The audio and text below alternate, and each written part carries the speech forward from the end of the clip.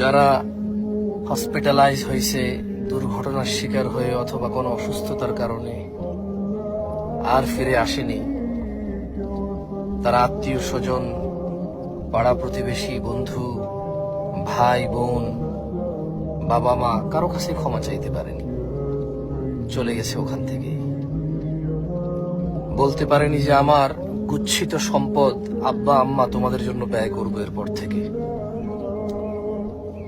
বলতে পারেনি ভাই তোর উপরে জুলুম করেছি, আমার যে সম্পদ আমি পুঁজিভূত করেছি সেটা আমি খরচ করব তোর বিপদে।